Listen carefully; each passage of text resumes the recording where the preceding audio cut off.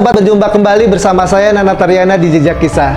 Di episode kali ini saya akan mengajak kalian menelusuri apa saja kisah sejarah menarik yang ada di dalam situs Nyimas Gandasari yang ada di Desa Panguragan ini. Yuk ikuti penelusuran saya hanya di Jejak Kisah.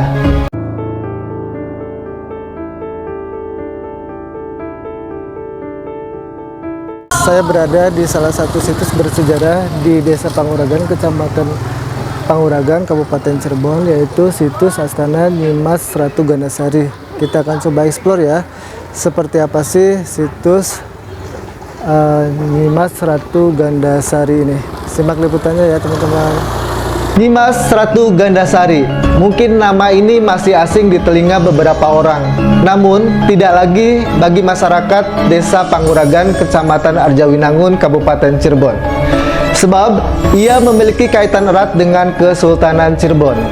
Nyimas Ratu Gandasari merupakan pendiri Desa Panguragan, Kabupaten Cirebon, yang merupakan sosok panglima perang wanita pertama dan satu-satunya di Kesultanan Cirebon. Selain menjadi pemimpin pertempuran, Nyimas Gandasari juga mendirikan Desa Panguragan, Kabupaten Cirebon. Mau tahu seperti apa kisah sejarah beliau dan peninggalan-peninggalannya? Ikuti terus perjalanan saya di Jejak Kisah.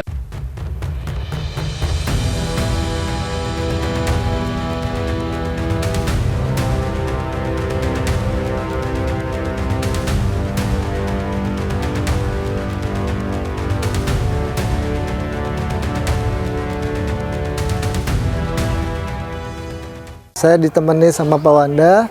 Nanti kita akan coba explore ya. Di sini ada apa aja.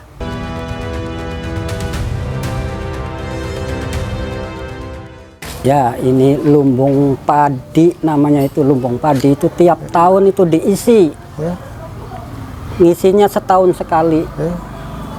Nah, ini lumbung padi ceritanya gimana, Pak? Ceritanya ya dulu kan ini kan keraton. Keraton itu ada untuk penampungan padinya itu ini lumbung padinya. Dan sekarang digunakan setahun sekali padinya diambil buat biaya ini muludan. Acara maulud nanti ini digiling padinya ya, terus nanti diisi lagi. Lah berasnya nanti dibuat itu nanti buat biaya maulid sekaligus buat mengisi tempat beras namanya Pedaringan. Di sana ada Pedaringan. Ada ya, kita nanti ke sana ya. Iya. Nah, ini udah lama ya, Pak? Ya udah lama dari peninggalan dulu. Ya. Berarti ini padinya nanti masuk ke atas ya? Masuk ke atas. Ya. Jadi setahun sekali itu diisi sama petani-petani di sini tuh ada yang ngasih satu karung, ada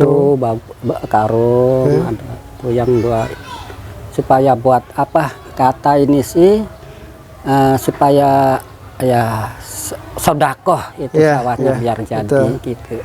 Ya, jadi setahun sekali lumbung padi ini diisi terus diambil dulu, nanti diisi lagi. Diambil itu buat biaya maulid Nabi ya, maulid Nabi, sekaligus sisanya buat mengisi Pedaringan. Nanti kita akan ke sana juga ya. Iya, nanti ya, keliling dulu ya kita Pak Wanda ya. Iya. Kayak ini teman-teman, ini kayunya masih lama ya? Ya masih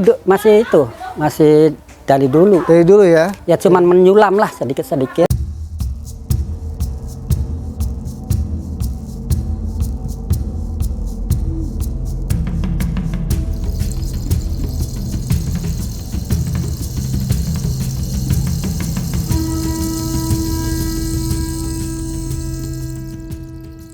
Ini dulunya wilayah ini tempat masjid pertama. Masjid pertama. Masjid pertama itu di sini Panguragan. Ya. Masjid pertama di Panguragan itu di sini. Masjidnya di mana? Ya ini tuh ada tumbuh pohon besar itu. Oke. Oh, ini dulu masjid. Masjid. Wilayah masjid.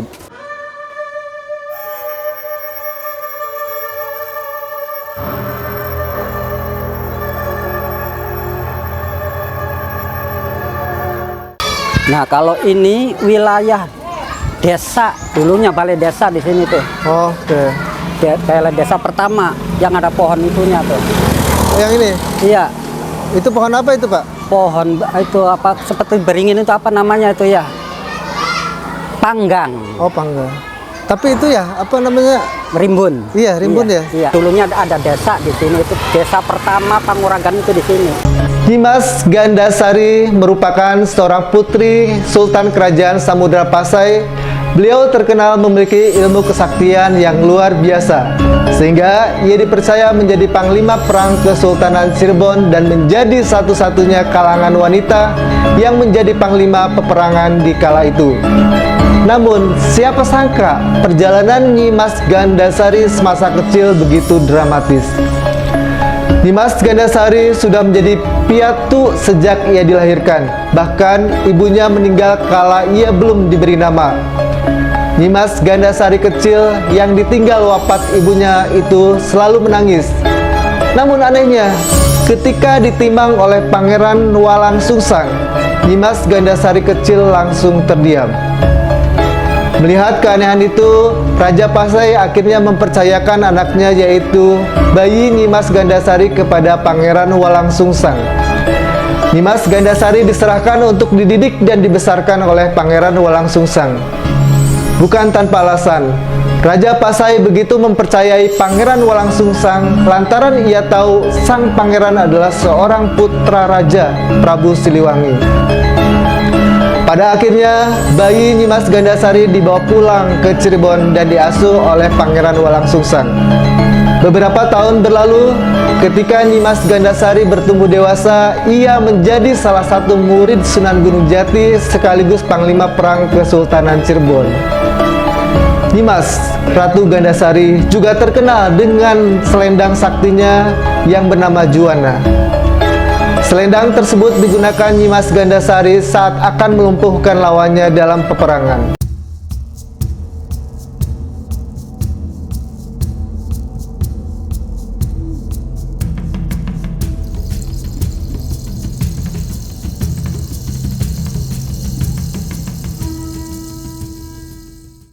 Nah, ini alun-alun desanya di sini tuh. Oh, sini. Desanya itu alun-alunnya di sebelah sini.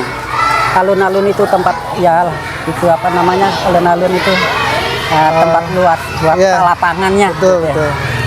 Oh, ini dulunya di ini sini alun-alun ya. Desa, terus alun-alunnya di sini. Oh, iya. Nah, ini balai peninggalan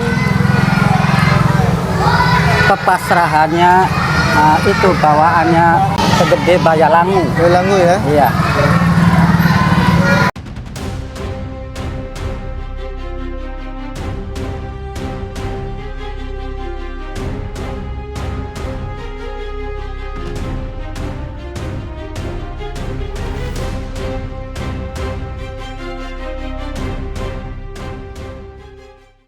Ini termasuk juga ini?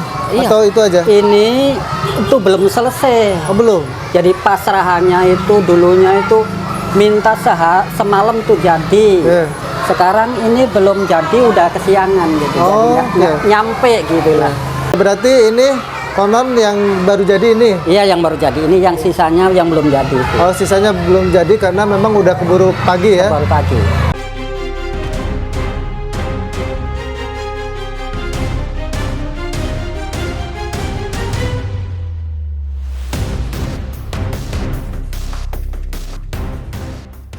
Ini keputren? Iya. Sumur?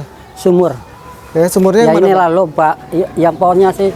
Jadi sumurnya ini? di dalam di situ. Di Oh, ini? tengah. Oke. Itu.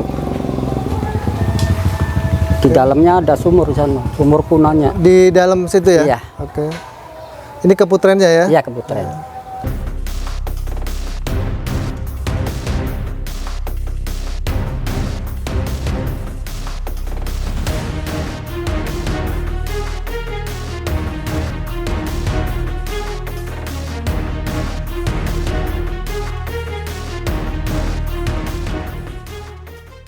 Ini yang namanya Lebak Sungsang. Kenapa disebut Lebak Sungsang, Pak? Ya dulunya menurut cerita itu waktu Nyimas Ratu Aigandip bertapa itu menyungsang gitu, kepalanya dibawa. Oh ini agak jauh ya Pak sampai ke Ya sana? jauh ke sana tuh.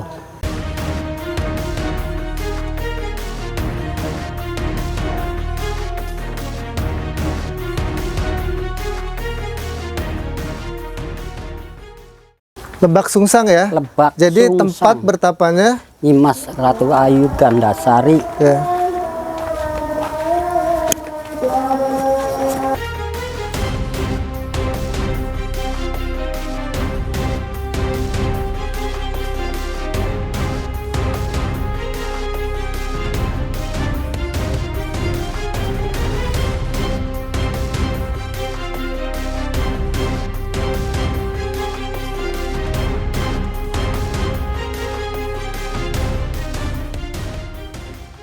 Dulunya ini sumur yang di situnya ada papan gitu. Papan. Ada air itu ya? Jadi sumurnya itu nggak kelihatan, udah tertutup sama papan jati. Keistimewaannya itu ya buat biasanya itu penganom-anom gitu lah.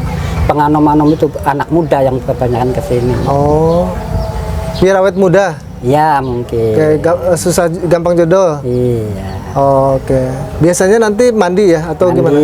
ada yang bawa airnya buat mandi di rumah. Oke. Pak, biasanya di situs ini ada tradisi apa aja yang dilakukan setiap tahunnya Pak? Yaitu Maulid Nabi, mengarak itu nasi kuning. Oke. Nanti nasi kuningnya ngambil dari itu berasnya tuh dari pedaringan. Padaringan? Iya, hasil dari padi itu setahun diambil buat mengisi pedaringan. Terus buat itulah buat acara Maulid itu. Oh iya, oke. Siap. Nah Pak, biasanya yang datang ke sini itu dari mana aja? Ya banyak dari segala penjuru, ada yang dari Sumatera, ada yang dari Kalimantan, yang dari itu juga ada dari negara seberang itu apa namanya? Malaysia. Pak? Malaysia. Malaysia ada juga? Pernah Oh kesini. pernah. Oh, oke. Komplek tersebut meninggalkan sejumlah situs bersejarah seperti lumbung padi, sumur, dan masih banyak lainnya. Nah, sumur-sumur yang berada di komplek tersebut diyakini bisa menyembuhkan berbagai penyakit.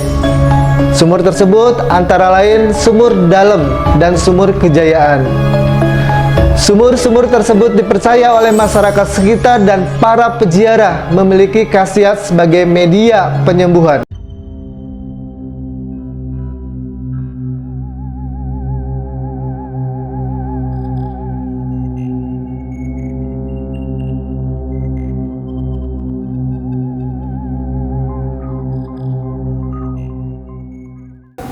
Ya ini sumur dalam namanya.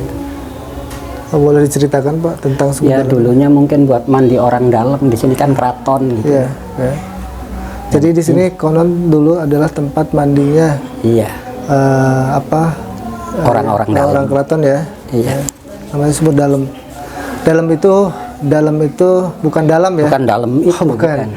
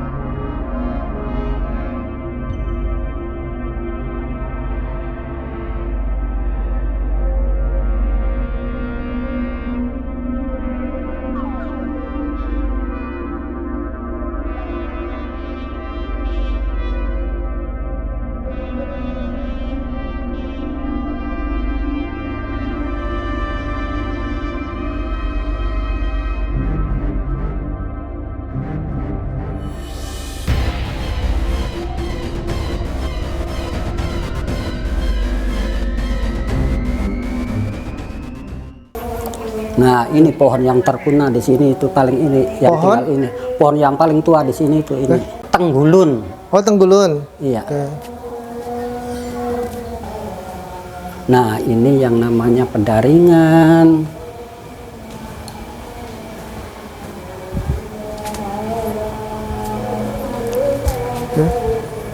Pendaringan itu buat tempat beras.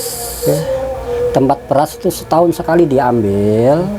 Nanti buat tumpeng yang diarak dalam mulut itu loh, nasi kuning. Nah, sisanya di situ ada yang udah banyak kumannya itu, namanya buat bubuk lulut. Oh, diambil nanti itu, ya semur, dibuat bubuk lulut. Ada yang pernah puasa minta di sini. Oh, ada. Berarti sebenarnya boleh orang bisa ngelihat ke dalam ya. Sini ada pendaringan sama pusaka-pusaka seperti tombak. Oh, ada. Ya, di situ di dalam. Jadi pusaka dulu waktu kerajaan gitu.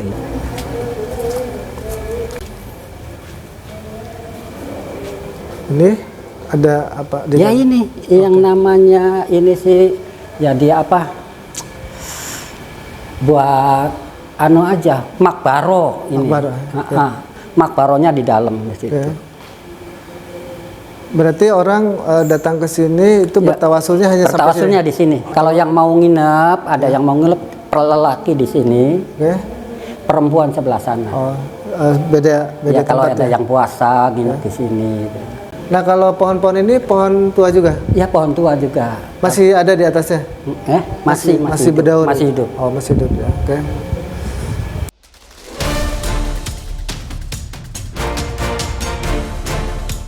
Oke, teman-teman, cukup sekian ya liputan kali ini di situs Panguragan Nyimas Gandasari. Kita akan coba explore ya situs-situs yang lainnya. Kisah tentang Nyimas Ratu Gandasari membawa berkah bagi Cirebon hingga saat ini. Makam Ratu Gandasari yang terletak di lahan tertutup ini menjadi salah satu daya tarik wisatawan, sehingga banyak membawa manfaat bagi masyarakat setempat, khususnya meningkatkan perekonomian warga sekitar. Bagi para peziarah, banyak peninggalan dari Nyimas Ratu Gandasari yang dapat mereka jadikan sebagai pengetahuan sejarah. Nama Nyimas Ratu Gandasari selalu melegenda dalam kisah-kisah penyebaran Islam di wilayah Cirebon, Jawa Barat, terutama tentang sosoknya yang berparas cantik dan berjiwa pahlawan. Oke, sahabat Eljon, nah itu dia penelusuran saya di situs Astana Nyimas Ratu Gandasari dan kisah bersejarah di dalamnya. Penasaran dengan perjalanan saya di situs bersejarah Cirebon lainnya? Ikuti terus jejak saya di Jejak Kisah. Jangan lupa like, komen, dan subscribe. Sampai jumpa di episode selanjutnya.